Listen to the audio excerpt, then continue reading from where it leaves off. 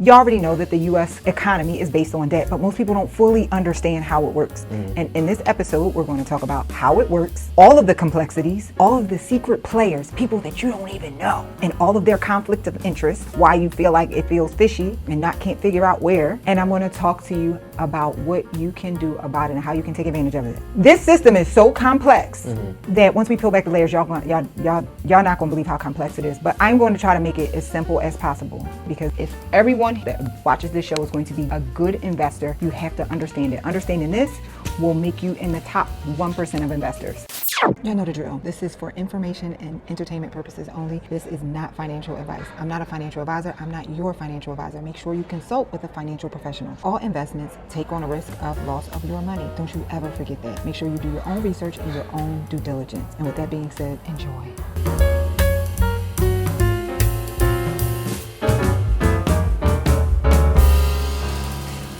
So on the last episode, we talked about sovereign wealth funds and why the U.S. does not have a sovereign wealth fund. And a topic came up that I realized that we absolutely have to discuss. If everyone here that watches this show is going to be a good investor, you have to understand it. Understanding this will make you in the top 1% of investors. U.S. doesn't have a sovereign wealth fund. We have a system based on 4 things that I outlined in the last episode. Shout out to all of you guys for listening to it, because it is very viral. Yeah, that episode's going crazy. It's very viral. And the system that the U.S. has is based on 4 things. Not going to go into the 4 things because we did it in the last episode, but the first one is debt issuance. You already know that the U.S. economy is based on debt, but most people don't fully understand how it works. And in this episode, we're going to talk about how it works, all of the complexities, all of the secret players, people that you don't even know, and all of their conflict of interest, why you feel like it feels fishy and can't figure out where. We're going to go in depth in that. And I'm going to talk to you about what you can do about it and how you can take advantage of it. This system is so complex, intentionally, and also I believe that it is complex because just the nature of it, I'm gonna come back to that in a minute, that once we peel back the layers, y'all not gonna believe how complex it is. But I'm going to try to make it as simple as possible. I'm gonna go back again to my opening last time of the statement that came out of the Epstein files, where Epstein said, I told you this statement changed my mind. And they said, hey, as a financier, what do you do as a financier? He said, I help people, powerful people in governments, make sense of the system because no one understands it. I don't fully understand it.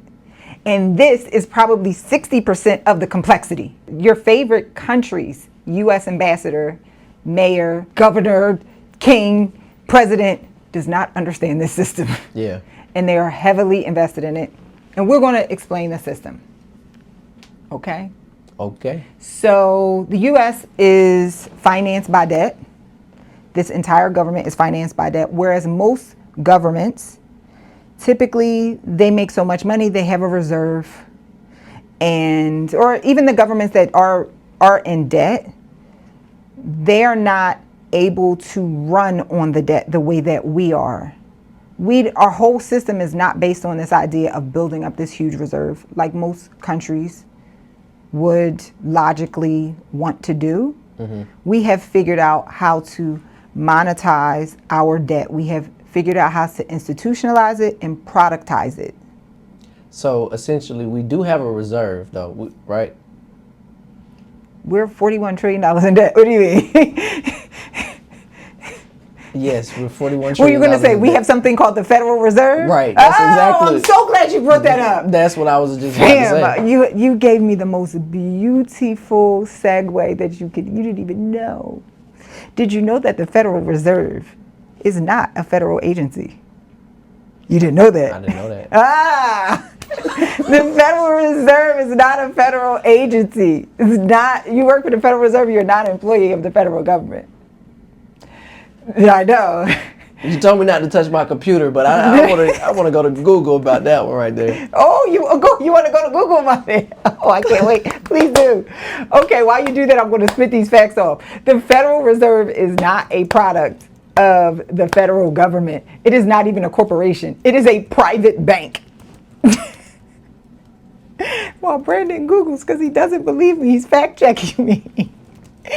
The Fed. Just wait for him to come back. You got to see how he's looking because he's waiting to prove me wrong. His head is held high. He's looking at his computer like.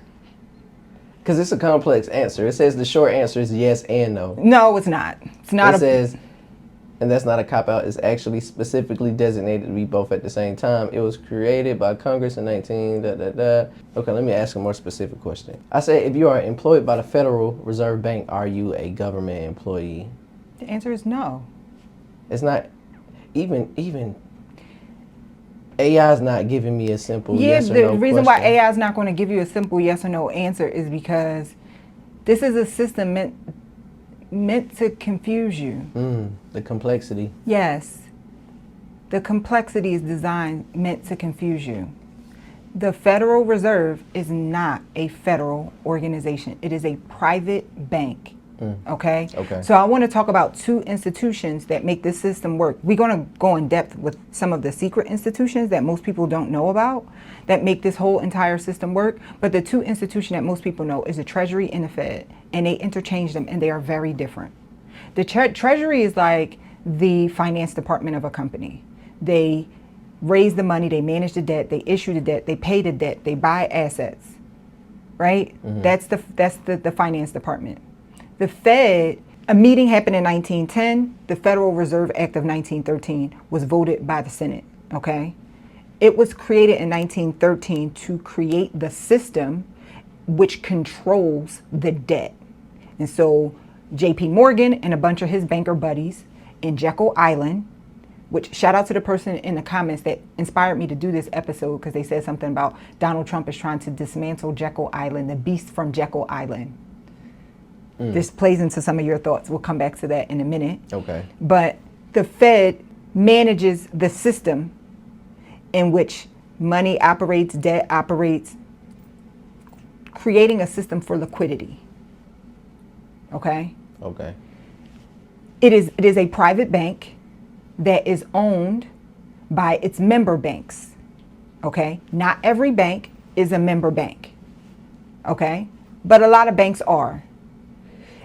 When you think about owning it, it's not like you can buy and sell your shares. So it is a bank that's owned by its member banks all around the country. In order to be a part of it, you have to own it, but you can't buy and sell your share.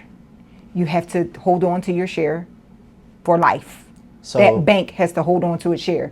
So the system that controls our money is owned by banks. Let me ask you a question that is a little off topic. Do you know anything about the franchisee of Chick-fil-A or how to be I do know a good amount about it. One of my friends went through it. So it sounds very similar into how Chick-fil-A operates their franchises because... In a sense that, yeah, you can be a part of it, but we control you? Right. Well, it's owned by the company, but it's also owned by the employees who work in there, but the employee or... How can I say, not the employees, the franchisors or the franchisees. So what happens is I do believe the way that it works is you as a franchisee, you own the LLC, but as a franchisee, you have to enter into an agreement from Chick-fil-A that says, hey, you have to run your business like this. You have to work there as the owner for 2 years. Yes. You have to give us a good chunk of your cut of your money. You can't open on Sundays. You have to do this. You can't have any other businesses. You can't have no other businesses. I'm cool. The level in which I'm cool. Actually, when we had, for those of you who don't know, I ran a real estate club for a very long time. When we first started, one of our members owned a very popular Chick-fil-A in Philadelphia. So we would have in-person meetings every week. And so I got to ask him a bunch of questions in addition to a good friend of mine who later found out that this woman was not a very honest truth teller. So I don't know if this is true or not, but they make you go through a lot of rounds of interview and they lay out the whole process. And then after you go through all these interviews, then they dwindle it down. They don't just take everybody. And according to her, part of the reason why she didn't want to do it is because she was like, I'm not working at a fast food place for 2 years. You have to actually work behind the counter. So, does it work similar to that? For the ease of explaining this, Possibly. I would say structure wise. I know, because it's a bunch of different nuances, but possibly, because it's the reverse. The member banks own it. The Chick-fil-A franchises don't own Chick-fil-A. Doesn't own the entity of Chick-fil-A. I don't want to go down this. I get what. Yeah. This road too much. Yeah. But sure, if you want to think of it loosely, sure. So the Fed is not a federal agency. Is not a corporation. It is a private bank. Okay. The Fed is the central bank of the United States, right? This is our third central bank. I don't want to get into too much of the weeds of it, but there is a lot of back and forth throughout history as to whether the U.S. should have a privatized central bank. Some presidents, like Thomas Jefferson, didn't want it. Very famously did not want it. There are people now today that's saying dismantle the Fed. How do I feel about it? Real quick, this is a great moment. This is why you need to be on our newsletter list. I break everything down. You need to get the full picture. Some of y'all understand things better when you read it and you see the outline. I know the show is entertaining and I be giving y'all game, but I really give a full game away in the newsletter. Go to the link down below, sign up for the newsletter. It is absolutely free. Sign up right now. There are people now today that's saying dismantle the Fed. How do I feel about it? I'm indifferent. I'm just indifferent. I've disliked all of our Fed chairmen have been so likable to me. I think that probably influences my decision to be indifferent about it. But the reality is, the system is so complex, and the Fed is just a small piece of the pie. What I don't like about it is the complexity of it, and the Fed is just a small piece of the pie of the complexity. And I think a lot of people equate complexity, unnecessary complexity, to the Fed, and it's not that. And this is what we're going to go and talk about. Okay. I think Nicole Purvy for Fed Chairman 2030. Listen, no. No, but I will tell you what job that I would love to have is I've been thinking about this a lot. Just because Brandon wants to give me a title. I don't want to give you a title. Now I got to tell the people. We got to go behind the scenes. All right, y'all, just hang on to this. Now I got to go behind the scenes because I was in on your coaching session when you were talking with your coaches and they were asking you as far as what is it that I do? What is it that you do directly? And you were explaining what you do, but then she also said, well, there's no clear title of what it is you do. And your response was, because there is no clear title of what I do, but this is what I do. Yeah. So I've been trying to help come up with. And so here's the thing: I don't care about having a title because my whole entire entrepreneurship journey has always been what does Nicole do? I like living in this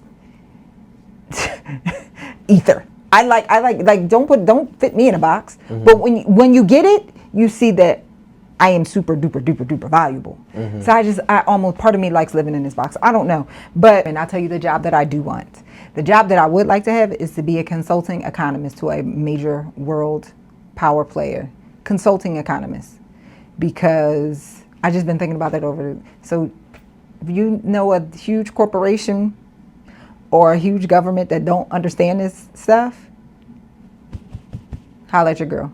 Okay.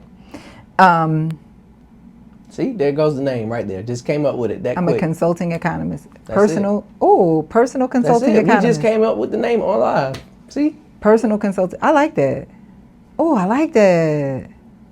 I just curated it. You did. I set you up. You did. What's the statement? It was all by design. What? Todd, it was all by design. It was a scheme. It was a scheme set up by Todd. Yep. Well, it could have been a scheme that Todd set up for him to come to you with the bush. All right, so cool. That's the difference between the Fed and the Treasury, all right? You really need to understand this because the Fed buys treasuries, the Treasury buys treasuries. Two different things, okay? Two different organizations. The Fed, even though the Fed is not a federal government or a federal agency, first of all, the name was put in place to make it was intentionally done by that, to make you think that this is some federal agency. But the Fed chairman is appointed by the president and confirmed by the Senate. And the Fed regional banks, or the chairs in the bank, or I think it's the regional presidents, also are confirmed by the Senate. Okay? The Federal Reserve Act, which has been updated, the current version says that the Senate can dismantle it. It doesn't have to follow it. Like, we still have the power over it. At the end of the day, the Senate makes that decision. Got you. Okay? The Treasury, and one other thing I want to say about the Treasury, within the government, the Treasury is a part of the executive branch. Now, remember, I'm going to take you back to grade school. The government has 3 branches: the judicial, the executive, and legislative. If you don't remember this, commit this to memory if you want to be a real investor, because you have to always remember how this government is set up, and just remembering those 3 things helps you to understand the different powers that the government has. Okay? The Treasury is actually under the executive branch. The Fed is governed by the legislative branch. The legislative branch is Congress. Congress is the House of Representatives plus the Senate. I'm not going to go into a whole political poli-sci lesson to y'all. Go brush up on this, because you need to understand this. For the most part, all in our government, all of the power lies, never forget this, this is another aside, all of the power lies between the Senate and the governors. That's where most of the, so if someone is in Congress, you say, where are you in Congress? Are you a House of Representatives or are you a Senate? They say House of Representatives, yeah, meh, you're just a little bit of a jabroni. Just a little bit. You say you're in the Senate because there's only 100 Senate members. Every state gets 2. Okay? And that's where most of the power is.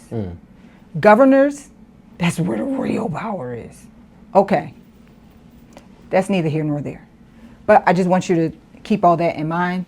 The Treasury is under the executive branch, and the Fed is run by the legislative. It is controlled technically by the legislative branch. Okay? Okay. All right. So the Federal Reserve Act, banks was like, bing, boom, bop, we want to get up in there. There was a banking crisis in 1907. And so they're like, we cannot have this again. All right. And so as I'm painting this whole picture for you, I want you to understand this through my lens. And you can take whatever lens you want to take. But the lens that I'm going to present to you, put an asterisk next to all of this, because of the way that I see it is, when we decided to run this government based on debt, in order to make people not understand or not really see the perils, because we all know that debt is a very fragile thing, right? In order for people to not really understand that our government finances is a fragile thing because it is based in debt, we had to introduce complexity. Okay? So, hey, the banks, they had a run on the bank. It affected everybody. How can we make sure that we're taken care of? The government needs to bank with us, and they can't go nowhere else. The U.S. government, because guess what? At the end of the day, the U.S. government can, I don't know if they was thinking this all the way back then, but print its own money. That's the big, they're the richest. Right. And they can also tax the people. Right. So, like, we need to make sure that we got a backstop, because we cannot rely on these people. This is my lens, the conversation that they had. We don't know what happened at Jekyll Island. They didn't even admit to the Jekyll Island meeting until like 30, 40 years later. Okay? That was like big conspiracy. So, okay, cool.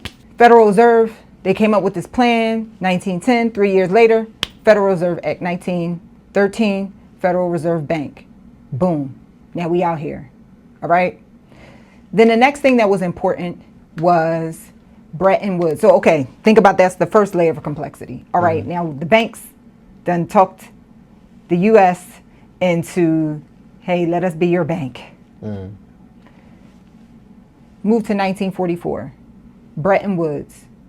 Right after World War II, we had a huge banking crisis because debt is that delicate. We had another banking crisis 44 countries met in Bretton Woods, New Hampshire, and was like, we got to figure out how all of this is going to operate. So, quick question as you pause and take your thought process. What is the difference structurally between a bank and a fund? A bank issues debt on its deposits. A fund cannot do that. Legally cannot do that.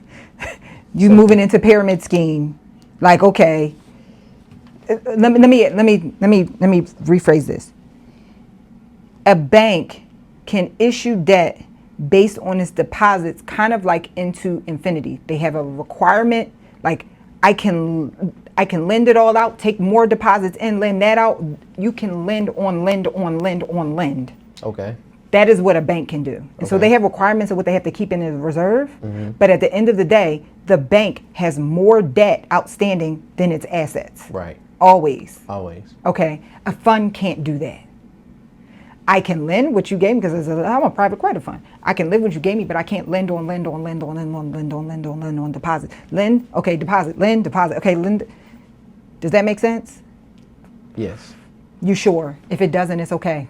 No one's going to judge you. No, it does make sense in the essence of the first answer that you gave me, as far as, if I'm understanding correctly, the fund can only lend what it has.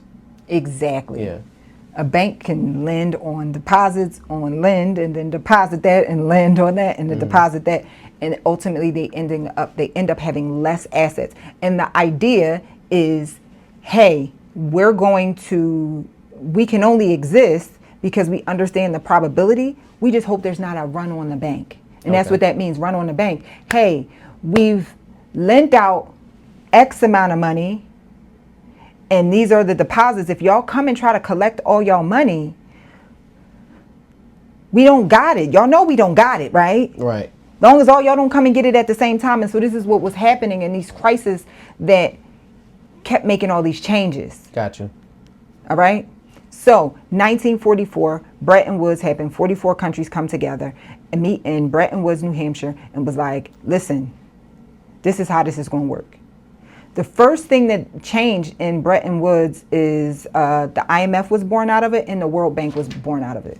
We'll come back to the IMF. That's the International Monetary Fund. It's funny because my son loves Mission Impossible, and they're a secret organization called the IMF, Impossible Mission something.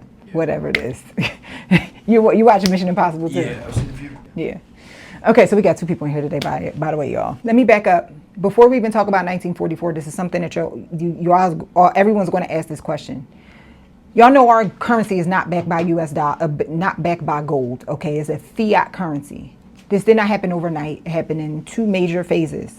In 1933, that's when they decided that citizens, US citizens, cannot exchange their dollars for gold. So that was the first phase of it. Okay. Then 1944, Bretton Woods happened. And then fast forward to 1971, 1971, I think it was. That's when we told countries, hey, y'all cannot exchange US dollars for gold. Completely fiat at that point. All right. At the end of the day, all of these changes were a result of what happens when you continually issue debt. At some point, somebody's going to be stuck at the end of the line. Right. And then we just keep making laws and regulations to extend the line further. Right. Okay? That makes me think about the debt ceiling. Okay, talk to me. Essentially, how the debt ceiling works is there is a maximum point In which we can't issue no more debt. Right. And they keep raising it and raising and raising it. And they just then they raise it and they make a change. And they raise it and they make a change. And they raise it and they make a change. I don't know what the end game is. To be honest with you, we had a conversation going to conspiracy time. This is not to for anybody to take this to the bank. This is just a loose conspiracy that I'm not super committed to. Okay. My mind can be changed. I believe that at one of these meetings, at some point, I think at one of these meetings, probably Bretton Woods, the world agreed. Also, too, the other thing at Bretton Woods, that was when the world agreed that the US dollar was going to be the major currency around the world. Okay. I think that they all agreed and said, this can be this way for a certain amount of time. because we know you can't just continue to issue debt. Now, America was such a great player for this because it's still a new country and we have so much resources. This was an early conversation that America has the most natural resources in the world. You can argue with somebody else about, whether it's Russia, but for the most part, we have so much resources. So at that time, we were a country that wasn't even 200 years old. 1776 to 1944, that's not 200 years. Right. And so it's like, if I'm the leader at that time and y'all are looking for who's going to be the person to be in charge, hey, choose the baby. We're harmless. And like, we haven't even tapped into it yet. Why don't y'all invest in us? We'll issue debt. By the time this thing gets fully up and running, we're going to be so rich. Yeah. So like, can y'all just invest in us for like 100 years, 80 years? And then like, this is how it's going to work. We'll use this. In order to keep our debt in demand, we will use the US dollars. Treasuries will be the thing that the most safest thing, because we haven't even mined all the oil yet. And we really didn't. That's true. We really didn't at that time. They just figured out how to really frack in the past less than 10 years. Treasuries are the only debt that appreciates, though, right? I mean, because the dollar doesn't appreciate at all. I wouldn't say that that's the only debt that appreciates. I would 100% not say that. Just because companies issue debt all the time. Well, not companies. I'm just saying from a government standpoint. I wouldn't even say that. There are other governments that have debt, that issue debt, that it appreciates. Our system. Ask that question again. Based upon our system and the way that the United States operates, right, would you say that treasuries are the only debt that appreciates? No. No, what I would say is that treasuries, the system that was intentionally designed was not to make it so that it's the only debt that appreciates, to make it so that it is the safest, most liquid asset in the world. Okay. Safe. Nothing's 100% safe, but it is the safest, most liquid asset in the world. Well, when you say most liquid asset, because you can go anywhere in the world and trade a treasury and get something in cash, US dollars. There is somewhere based on this system that I'm breaking down to you. This system has made it so that you can go anywhere in the world and trade it for US dollars and trade it for, whatever that currency is. This thing is liquid because our debt is in demand, because we can print our own money, because we got an endless pockets of banks, which we haven't gotten to yet, who will always buy it. That's the Treasury primary dealer system. We got at least 24 banks that will always buy US debt. Then there's a whole collateral system called the repo market. Then they got more backstops. We're going to get to that in a minute. I'll break that down. But this is a great point to point out how when you start introducing a system of debt, you have to create a backstop, then a backstop, then a backstop, then a backstop, backstop, then a backstop, then a backstop, then a backstop, which creates complexity, all to cloud the fact that this is all issued in debt. Not only to cloud it, but also because that scripture, which scripture that was the a one that I Proverbs? read pre-production? Yes. Yes, it was Proverbs 22 verse 7. The rich rules over the poor, and the borrower is the slave of the lender. Right. So Brandon brought that verse up, and I said, this what we have today is a perversion of that verse. It's actually quite scary. Because if the rich rule over the poor, right? The rich is the government, the poor, let's say, is the people. Okay. That's what the scripture says. We're in the rightful order of things.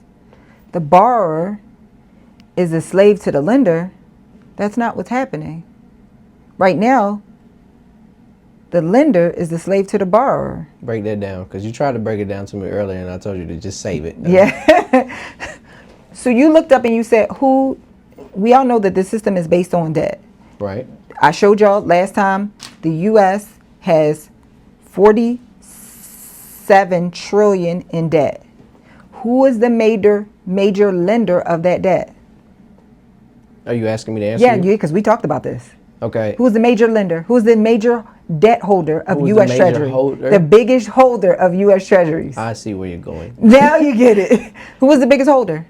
The American people. The at American people. 17.5 trillion. Yes. So, I thought you said in the scripture that the borrower was slave to the lender. Is the slave of the lender.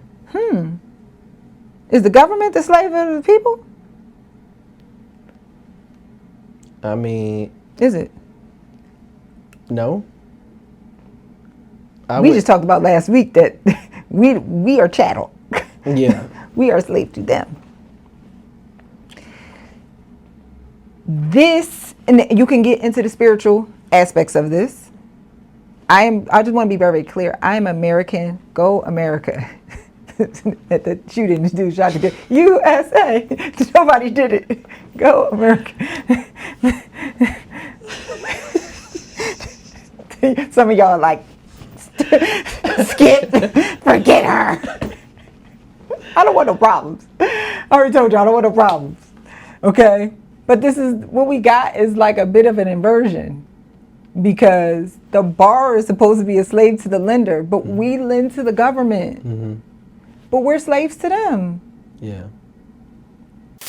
Quick pause for a second. Earlier this year, I released the Q1 Volatility and Wealth Transfer Report for Q1 2026, which was a deep dive written documentary breaking down the structural shifts happening underneath the economy right now. And honestly, a lot has developed since then, which is why I'm doing it again for Q2 on May 13th. But this time, I'm hosting it live. The Volatility and Wealth Transfer Briefing for Q2. I'll be walking through what I believe is happening in the market right now, where pressure is building, how liquidity is moving, and how I'm personally thinking about positioning in real time. This would normally be a private investor assembly for our private investor community, the Profit Door. But for this week, I'm opening it up publicly for you. And we're going to have a live Q&A at the end. If you'd like to join us, you can reserve your spot using the link below. There'll be no recordings available for non-members. If you're a member, obviously you get the recording, but otherwise you have to show up on our Zoom link May 13th at noon. Now, let's get back to the episode. But this is what we got is like a bit of an inversion, because the borrower is supposed to be a slave to the lender, but we lend to the government. But we're slaves to them. Yeah. But guess what? It ain't really, because y'all have to, in order to keep this house of cards, so now we got a new regulation coming up, because we have a liquidity problem coming up majorly. I've been talking about it on shorts and on my reels, on shorts on YouTube and in my reels on Instagram. We have a liquidity issue because we think we can borrow into infinity. So TBAC is meeting right now. Treasury Borrow Advisory Committee. This is basically like a board for the treasuries, for the Treasury Department. Treasury Department said, hey, we need some advisors, just like anybody needs advisors. You should always have a board, a personal board, and these are very smart individuals. They see that we have a maturity wall coming for everything. Private credit, real estate, on a consumer level, on a commercial level. Institutions has a maturity wall coming. The U.S. government, we got too much debt.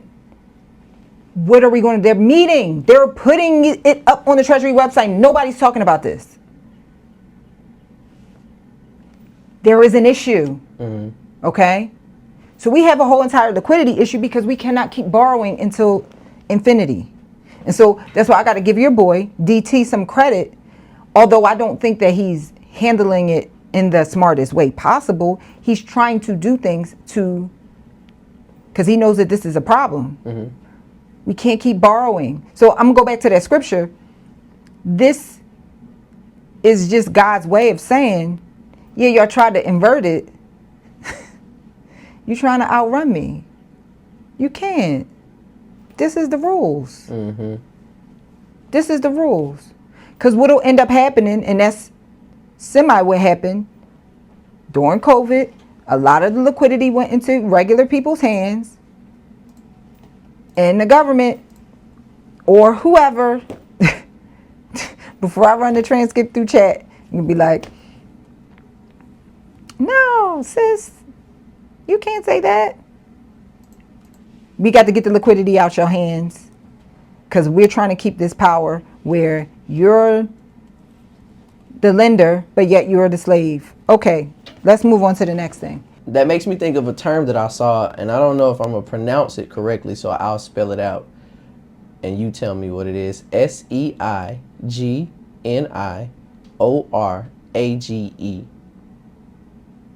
Seigniorage. Right. But I've never, that's what it was. I'm visualizing the word. I know what seigniorage means, but I don't think it's spelled that way. And so knowing the etymology of word order or the way that words are structured, look up the definition. Tell me what the definition is. So basically it's saying the profits a government makes simply from issuing its own currency. Creating its own currency, then issuing it. The margin in between that. That makes me think about my favorite scripture, which I know I've talked about on this show. Wait, before you go into scripture, because Okay. it also breaks down the history of the word. It says it comes from the old French word seigneur, which meant a feudal lord or ruler, the one who had the authority to mint coins. So the word itself literally means the Lord's right to profit from money. That's fine. Listen, this be playing right into my hand. One of my favorite scriptures, we talked about this on this podcast, is Deuteronomy 8:18. Remember, it is I, the Lord God, who have given you the power to create wealth. I told you I knew it.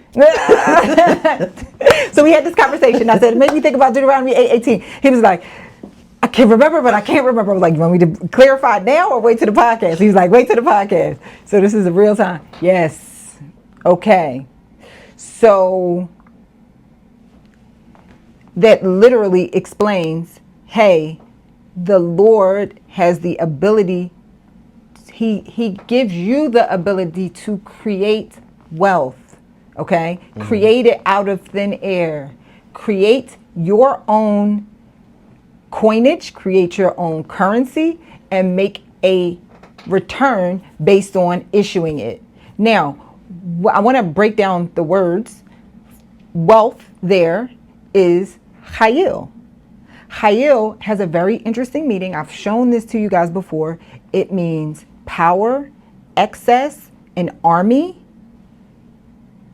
wealth, a number of things.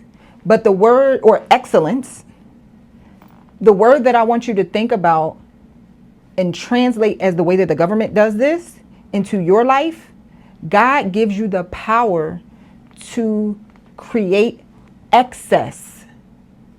Okay? He gives you the power to, that's what wealth is. That's what the idea of printing something off and then getting a return for printing the money out. That is excess. What assets minus liability is excess. That ability only comes from the Lord. It's the ability to store energy. Okay? So seigniorage is this ability to create wealth out of thin air. Okay. Now I want to move into something else. I want to talk about the 4 systems that make this whole debt thing work. The first system is the U.S. Treasury system. That is super simple. The government issues debt. We already talked about this. Instead of saving up money, they're like, listen, we got endless resources. We're still a new country. We done figured out a whole bunch of things. Now we the crypto capital of the world. We're the AI capital of the world. We keep figuring out new ways to become a depth of resources to create wealth. And so the U.S. Treasury is just continually issuing this debt, okay? And then using it, obviously, to pay for assets and pay bills, all right? The next system, all right, so if we're going to issue debt in order to create a demand, we have to have a primary dealer system. This is where the genius part comes in. They have created a system where banks have to create the liquidity. They have to participate in auctions and they have to participate in secondary markets. They have to buy the debt. So when they brought this idea to the other banks, to the other countries, like, hey, our U.S. Treasuries is going to be this main dominant currency, is going to be super liquid. I'm sure that they was like, listen, because it's a system of debt, banks make money based off of debt. We will create banks, or we will force banks to create the liquidity based on Americans working, depositing their money in the banks, and the banks trickle to the banks, the banks. And guess what? We got a set of banks that always participates. 24 banks. Always participates. We haven't even gotten to the part where they print their own money yet. Like, so we got backups for the backups for the backups for the backups. Complexity. For this debt. Complexity. Yeah. Okay, the collateral system. This is important. This is number 3. The collateral system basically says, hey, treasuries can always be used as collaterals for loans for other things. So an instrument of debt can be used as collateral for another loan for something else. And this is what they do around the world. Hey, I need to borrow some money from you. Say, here, take this U.S. Treasury. It's super liquid. It's debt. I get it back from you tomorrow. Yeah. That's very powerful. Okay. The next thing is the liquidity backstop. This is where the Fed comes in and they have policy tools to make sure that markets stay liquid. Now, I want to also make a note of something. This is like an aside, because as I'm preparing for this episode, I saw this huge parallel between a job that I used to have before when I was a trader and the way that the U.S. government does this. The beautiful thing about, and I really hope y'all pay attention to this because you can use this technique in your life. I'm not going to express it until the end, so really pay attention to this. The fact that the government has backups for the backups for the backups for this debt makes it so that they continue to issue debt as it becomes mature, so they never have to pay it back. Right. I follow that. So the company that I used to work for, one of the jobs that I did was I issued commercial paper. And everything that I did for half of my working day was to get on the phone. We had a big wall that highlighted what we got coming up that day. This is how much we have to raise. So most of the time you call back the same lender, you call back the same pension fund, money market fund, whoever. Hey, you got 270-day paper maturing today. You got 180-day. You got a 90-day maturing today. You want to roll it over? Most of the time the answer is yes. So we're paying you because it's short term. We were doing commercial paper. Commercial paper is debt 270 days or less. Okay. We're paying you because it's short term, low interest rate. But because we have such good credit, because we got backups for the backups for the backups for the backups, right? This particular company that I worked for, they had a finance there. We were the main finance hub, but they had a bunch of finance hubs all over the world. And then they had a parent company. So what I would do is I would issue for the main finance hub, and then some of the other smaller finance hubs, they couldn't raise their money. And so they would call me and be like, Nicole, hey, we need to borrow money from you, the parent company. And so I would go and raise a little bit of money, more money, send it over to them, do a currency swap, get it in their currency, get it over to them. Guess what? If all of this dried up, we can go back. We had another parent company on top. They had a bunch of cash. So it's the same type of way. Hey, we got backups for backups for the backups for the backups for the backups. So the idea is that, this is what I want you to think about for your business. If you're going to play in the debt game, this is where I had a very heart-to-heart conversation with a good colleague yesterday who has some issues with debt. And I've had some experiences with that. And the thing that be messing us up versus the rest of the world, if you're going to play in this game, you got to understand, you got to be prepared that you got to stay in it. That's how countries, large institutions, that's how they do. Don't we be thinking, I'm going to get it, pay it back. Get it, pay it back. And you can do that. But if you really want to play heavy in it, the idea is to continue to get more debt. Right. Guess where I learned that from? Where'd you learn it from? Guess. Take a guess. If you had to guess, and I feel like you should get it right. Really? It's trading. No, I don't know. It's a person. Donald Trump. Donald Trump. You're a Trumper. You know that secretly, right? I learned that from him, though. And I took that and I applied it to my personal life. I did it wrong, okay? I did it wrong, but I know how to do it now. But it goes back to understanding the system. Understanding the system. It's not going to be like this forever. It's not always been like this. Yeah, okay. Let's move on to the next thing. Now I want to talk about the players, okay, of this system that keep it running. First one is the Fed. We already talked about them. The next one is the Treasury. Okay, we already talked about them. TBAC. That's a whole organization, institution, not an organization, but a whole entity that most people don't even know about. The crazy thing about it is some of the people that's in TBAC are the people that are some of the Fed banks, okay, the Fed member banks. So it's just like a lot of the same people making we work outside the government, we work in the government, and it can present some conflicts of interest. Now, what I do want to note that you already know JP Morgan is in all of these organizations, okay? Told y'all, liquidity is an issue, okay? Liquidity is an issue. Jamie Dimon just recently said, hey, we're going to have a bond crisis coming up soon. Or he may have said it in much softer language, but he warned of a bond crisis. All right. But at the same time, on their earnings call, which was about 2-3 weeks ago, he's like, everything's fine. You know, the credit crisis is contained to private credit and consumers are doing okay. Like but he kept referring back to private credit, which lets me know like it was almost like a lie detector test. Right. But then you come around and you say, hey, we're going to have a bond crisis. There is no bond crisis without a entire market crash.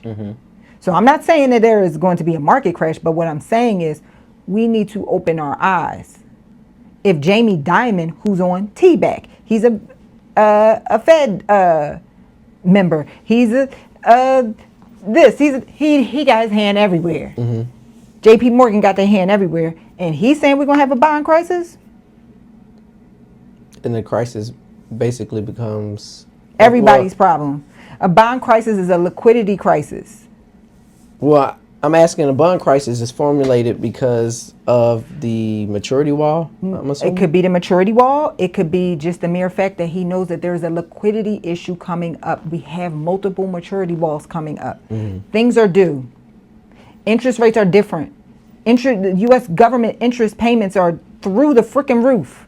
We spend more on that. One stat says we spend more on that than we spend on defense. Right. We spend an insane amount. On interest alone. Right. And so I think for the first time, the U.S. government debt is equal to or more than the U.S. GDP.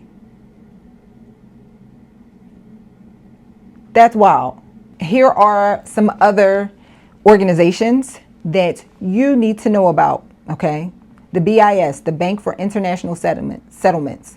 This is a central bank for central banks around the world. They're based in Switzerland, Basel, Switzerland, and central banks for central banks. They coordinate central banks to shape global standards, okay?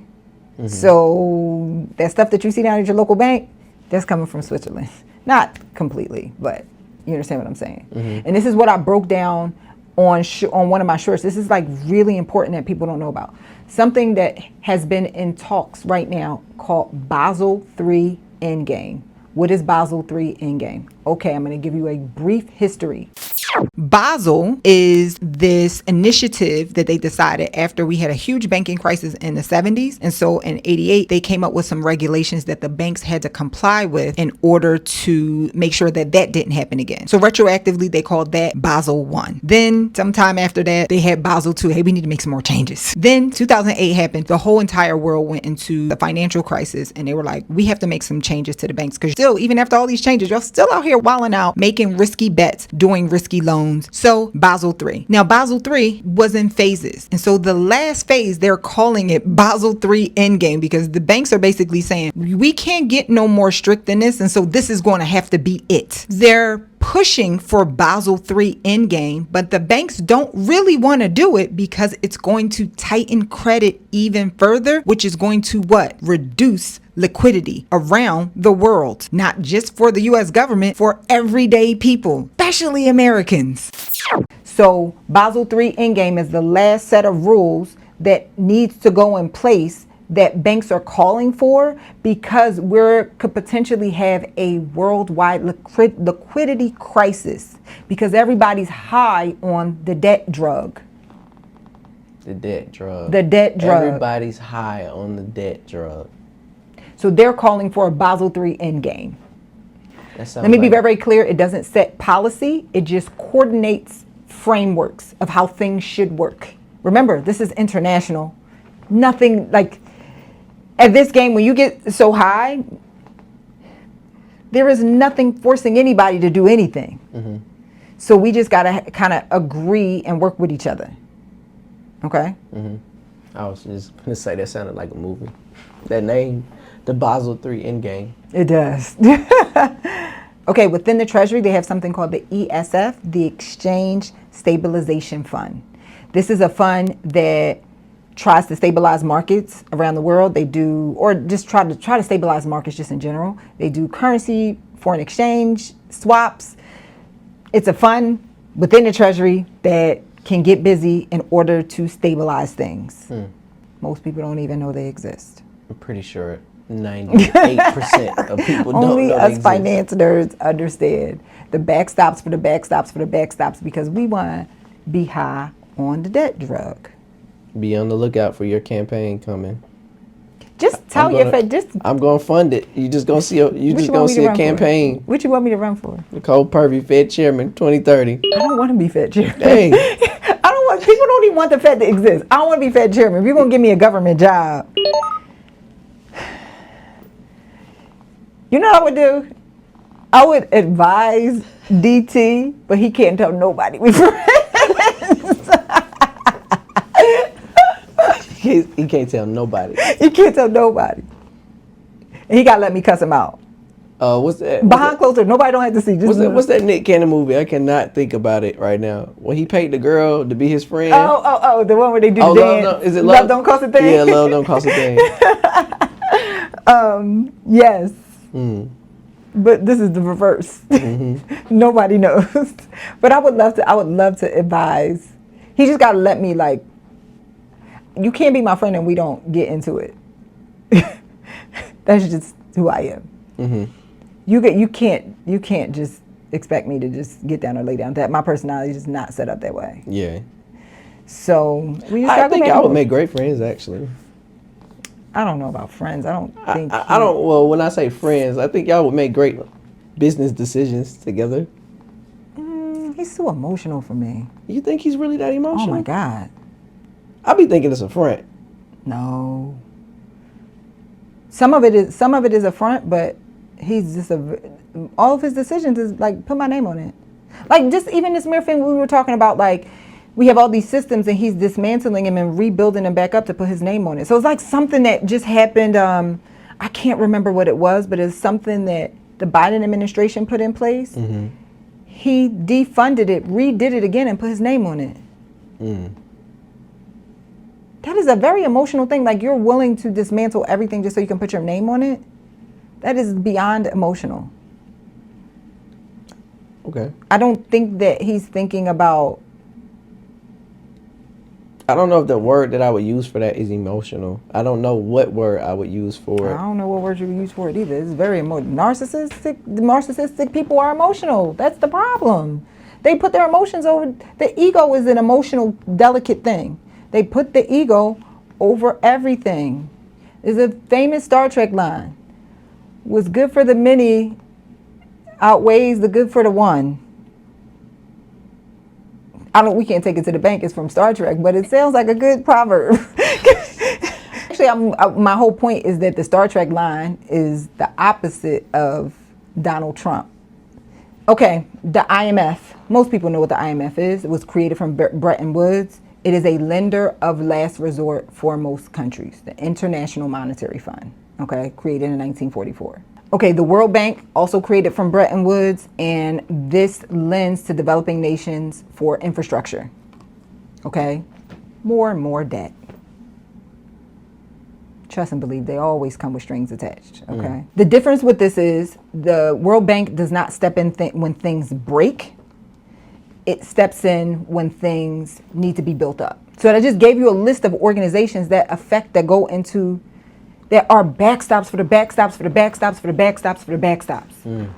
Because debt is not sustainable. So we have to have 75 layers of backstops. Does that make sense? It does. Okay. Okay. Now I want to talk about the features that, after I just described this whole system, the features that make this system work. You need to understand these features. First one, the backstops for the backstops for the backstop. Second one is this idea that the U.S. can raise capital continuously. Remember, I gave you the example of when I worked at that organization where they just kept issuing debt. If you have a big vision, and so I'm not here to promote debt, but sometimes our vision doesn't match our capacity. And so you might have a big vision, and so in your mind you're thinking, oh, I just need $100,000. I said this before. Some of y'all have a big vision, but your capacity, you're praying for the wrong thing. You need to pray to increase your capacity. $100,000 is not going to cut it.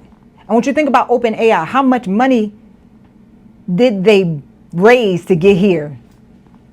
Yeah. Hundreds of millions of dollars, and they're still not profitable. This vision that you have in your mind is probably $100 million vision, and you thinking about $100,000. And so it may be a situation where, listen, I got to set up a debt structured plan if debt is the answer. Structured plan to where I might be in debt for 10 years. And that's okay. But I have the backstops for the backstops for the backstop. I'm always keeping eye on things. I'm making sure I'm refinancing this loan. I can refinance that loan. You got a whole system for it. That's a real free game right there. That is real free game. Yeah. Because this is conversations I had to have with myself, like, dang, and some of the failures that I've had, what went wrong, my capacity wasn't big enough. I'm thinking I need this little bit, I need this little bit, I need this, or all I need. And the little bit is a lot to me, but the reality is, like, I really want you to think about some of these big organizations and companies and how much money they're raising. And you're thinking all you need is 100,000 or 200,000. And what you really need is 15 million, 20 million before you can even turn a profit. Stop shortchanging yourself. Increase your capacity. And that 20 million might not be 20 million today. It might be, I get an SBA for 500,000. I could take that cash, put it over here, get that bank loan, put it over here, put it over here, put it over here. Now I done stacked myself up. I got 5 million today. I know what to do with this. Turn it into this, flip it into that. Get 5 million tomorrow. And by the time at the end of this 10 years, I done ran through 15 mil, but I got the cash flow I need. Now this is advanced, but I want you to be thinking like that. The answers will come to you along the way. But I'm telling you right now, the conversation I had with my homie last night, who is dealing with what he's dealing with, this was part of the conversation I had with him. You have to expand your capacity. You are tripping right now about this issue. This is small. I promise you, this just going to be a day when you be like, I couldn't sleep over that. Think about DT. What was the first bankruptcy? I don't know. Let's say it was 10 mil. This dude just did rumbled multiple felonies. Got him tacked to him. He out here looking at a $46 trillion debt. He was crazy. He lost sleep 10 years ago, 15, 20 years ago over 10 mil. You're looking at a $47 trillion debt, and then says. But remember when he had a huge issue. I'm sorry, I didn't mean to cut you off, but I just want to bring this. I'm thinking about specifically. There was a huge issue with building the Trump Towers. Oh yeah. And he was crazy swimming in debt. So right now you facing 46 trillion. How? Just imagine how he's looking back on that. Like, can I imagine? This is what you're going through in your life right now. You tripping about something that in 10 years, when you get to the main thing, this is nothing. This was practice. Just a practice to teach you how to deal with be under pressure. Sorry, didn't mean to cut you off. You were researching something. Talk to me. I don't want to mess it up because I don't know the words verbatim. But it was just funny to me. You say he looking at a $47 trillion debt. And then I thought about what he said immediately after the shooting in the ballroom. What he say? This is why we need a new ballroom. I didn't want to say it. I didn't want to say it. But this is why we need a new ballroom. How much that thing costs? 10 billion, right? Who cares about the 47 trillion? Right. You know? All right. Next feature of the system, treasuries are safe assets globally. So I need you to think about, as you have your debt, stop panicking about it and continue to keep yourself in a position to where as though you are a safe thing to bet on. Keep everything airtight. It's not about the ability to pay it back. It's about the ability to pay your stuff, keep it airtight. Make sure that you are a safe asset to invest in. Your debt is a safe asset to invest in. Okay, next thing about the features is, this is key. U.S. debt is a financial product. Like, I don't think y'all understand how powerful this whole system was designed to be that way. So I want you to think about it like that, versus as you are issuing debt to these banks, I want you to think about it like, hey, I am so valuable that this loan is a financial product. The next thing is the system is supported by liquidity tools. Backups for the backups for the backups for the backups. Line up your backups for the backups for the backups for the backups. Different types of debt. Different ways that you can always raise capital. A line of credit over here. You got some equity in these properties over here. You can always pull out some equity. Line it up. The next thing, demand is structured. It's not random. This is super important. As you're building your debt, look at what the maturity dates are. Structure it. Look at the interest payments. Hey, am I getting a good return on this debt versus just blindly signing and getting a loan? How can you structure it to cash flows? Structure it intentionally, not just random. Okay, and the last part, the big thing that they do, the features of this system, is the whole entire world participates in it. The whole idea that this whole system is, everybody else in the world, they need surplus first. The U.S. has set up so they didn't need the surplus first. They could get busy fast. But it comes at a cost. All right, let's talk about what you can do as we're seeing all this. You already know we got a liquidity crisis. I just painted this whole picture about this liquidity crisis. First things first is invest in cash flow. Do not invest in appreciation. When you have a liquidity crisis, the first thing that gets hit is appreciation. So if you're going to be investing, look for cash flowing assets. Businesses, private equity funds that invest in apartment buildings that pay quarterly dividends. Invictus Elite, our fund, we invest in apartment buildings and assisted living facilities. 20% IRR, 2.5x equity multiple. If you are interested, there is a link down below where you can just fill out a very simple form and we can talk about how you can get busy. We pay quarterly dividends, okay? Cash flowing assets. If you're going to use debt to fund your dream, use it strategically, not emotionally. Figure out, come out, big vision, and then zoom in. How is this going to work? Is it realistic that you're going to be able to pay $100 grand off in, I don't know, 2-3 years? I don't know. But think strategically. Build assets that attract capital, i.e. a fund that pays a quarterly dividend with attractive returns and a very strong investment thesis.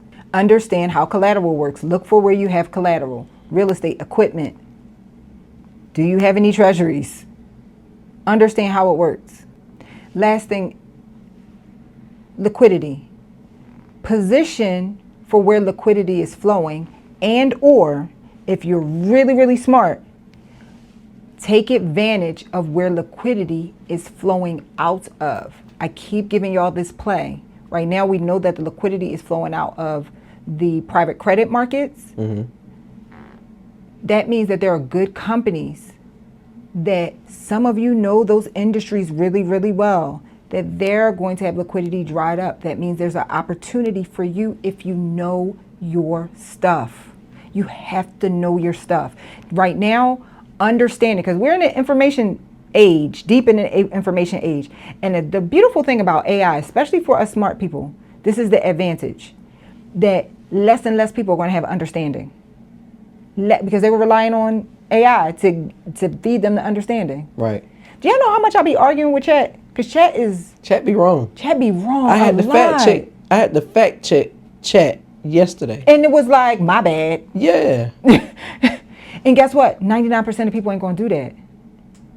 So if you are a free thinker. And that goes back to the uncertainty of everything that we've talked about over the last couple of weeks, of the uncertainty of AI. Like, forget AI. It's not even about, it's only uncertain to people who are going to rely so heavily on it. You and I are not. We are thinkers. The people that understand, know how to think, you are going to win. Well, I was more so speaking from the volatility that's been going on of these powers to be. Let's put it like that. The economic powers, the players, like the term. What is the old school term? Don't put all your eggs in one basket. Or I feel like they're putting all their eggs in one basket right now, on a major scale. I mean, at the end of the day, they have to put all their eggs in one basket, because I just showed you how they don't know, like they keep digging and digging and digging for this thing to be able to stabilize this debt thing. And this brings it all back full circle. Guess what the thing is that they bet on? AI. And they still don't even know how it can be monetized. So they're going to convince 90% of you that you cannot think without AI. But the ones that they didn't, like you and me, we are going to win so much. Keep studying, y'all. Study and question everything. Like, for real. This is the thing that's going to get you, that's going to make it so that, because everybody's going to be here, hive mind, thinking from the same thing, and you're going to be over here to the left. The real currency right now. The real currency real right liquidity. now. No, currency. Go ahead. The real currency right now is information. That's what I'm saying. Liquidity is not information. Is understanding. Let me say this. Well, when I say the currency, that's what people are paying for, information.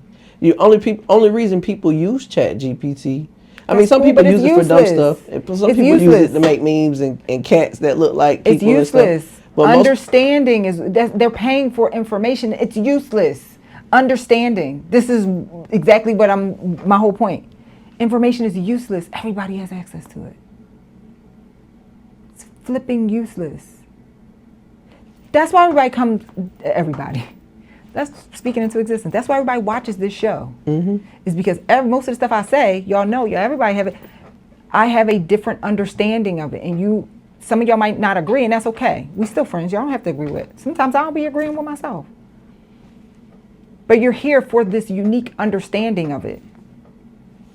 Everybody, especially right now, they ain't gonna be able to do that. They're here for the information, though, that you They're not. They're here for the understanding. The information is right at your fingertips. It's everywhere. So you saying, in your terms, I get what you're saying. You're saying that the same information that you look up and research, everybody has access to it. Now, I feel as though that is correct. But I also feel like once you, Nicole, take that information, digest it, internalize it, and regurgitate it, that's a new sense of information. No, it's not. It's understanding. It's not. You're operating on the old regime when the information age started, 2001. Information is the new currency. It's not. We're dumber. We had 20 years to prove that didn't improve our quality of life. Everybody got access to it. The new liquidity. I'm not saying currency because yes, information can be currency. That's cool. But I just proved to you that currency don't mean nothing. Liquidity does. That's what this whole episode is about. Liquidity does. That's what's happening in the world right now. They all fighting for liquidity. Take your liquidity away from you and give it to the banks. Information can be currency, sure. Understanding is liquidity. How fast are you able to convert your understanding into cash? Because for me, that's what I understand that liquidity is. How fast are you able? Understanding is cash.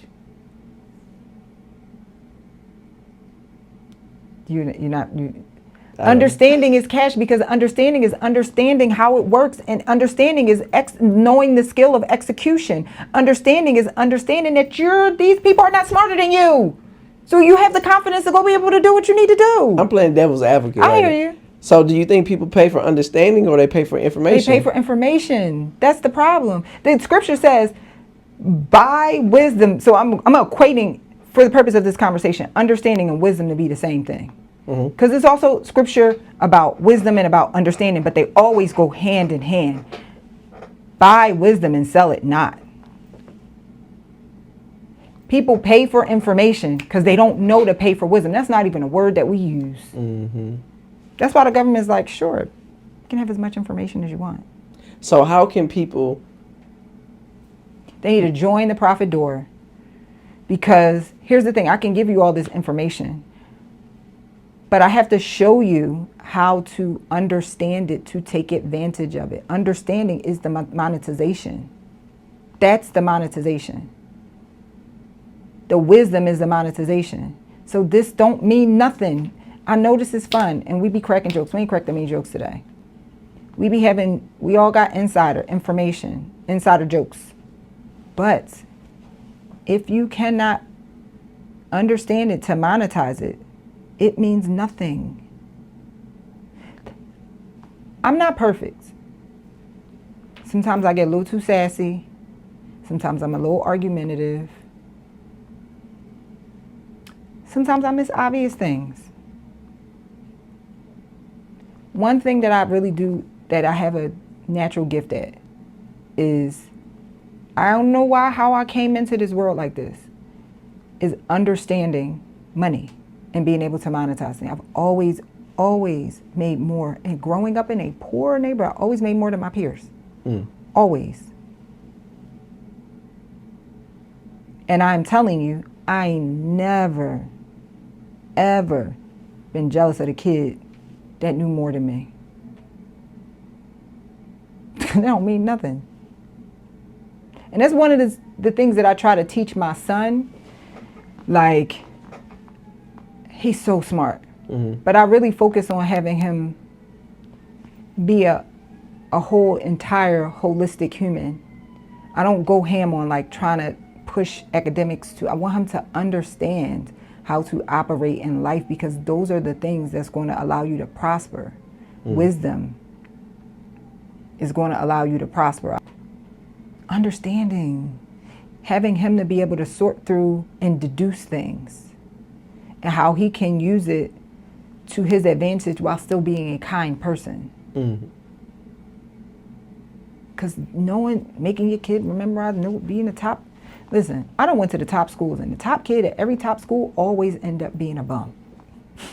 Never heard of him. Never heard of them after the fact. Forgot they existed. Oh my God. I be thinking about the girl that was a crazy valedictorian in the school. What's she doing? I know somebody gonna be like,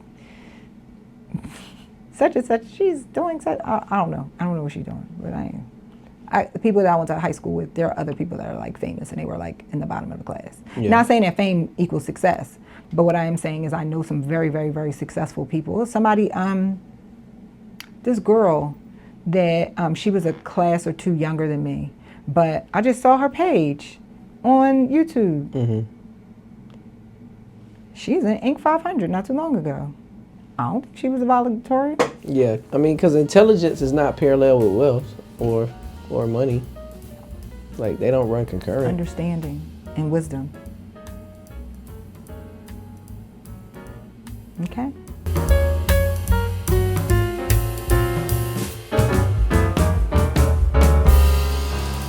I'm still thinking about the question, but then I started looking at the word collateral, and then I just thought about the American way of like how people, they tell you how to set your family up and put it in a trust, never have anything in your name, never have anything attached to you. That way nobody can actually come after your assets. But the assets are the things that you put up for collateral to get funded for whatever you want to do, right? Yeah, I don't. Every time we be like, own nothing, control everything, like, But that's the American way, because that's how this American way is inverted. But that's how the actual country is running. They own nothing. I hear you. What is it? What? Say it again. Own nothing, control everything. Own nothing, control everything. I hear you. I think what we need to do, especially right now, is we need to stop pedestalizing the American way. Mm-hmm. Because I'm not saying not to do it or go against it, but what I'm saying is don't use everything about it for a framework that is aspirational in your life. Because, and this is why it always comes back to scripture, because So what is the Nicole way? That's the American way. What always is the Nicole way? Oh, in terms of own nothing, control everything. Mm-hmm. Picks and shovels. It only got nothing to do with that. So my question to the watchers, subscribers, followers, is what is your way? The American way is own nothing, control everything. Nicole's way is it don't have nothing. Control, own, whatever, doesn't matter. Long as you. I guess it probably would be long as you own and or control the picks and the shovels. Picks and the shovels. Because you can own something that I don't want to say is worthless, but isn't necessarily a good asset for the time. You can control something that isn't necessary. Like for instance, I have a colleague who ran like a land bank, and that sounds like a great thing, but he didn't think it wasn't very lucrative for him. So you got control over all this land, but depends on what's going on as to whether, like, you don't need to control everything. You just need to control and or own the picks and the shovels of the times, and always keep your eyes peeled for the picks and the shovels. Because once you start identifying yourself with whatever it is you're doing today, that is idolatry.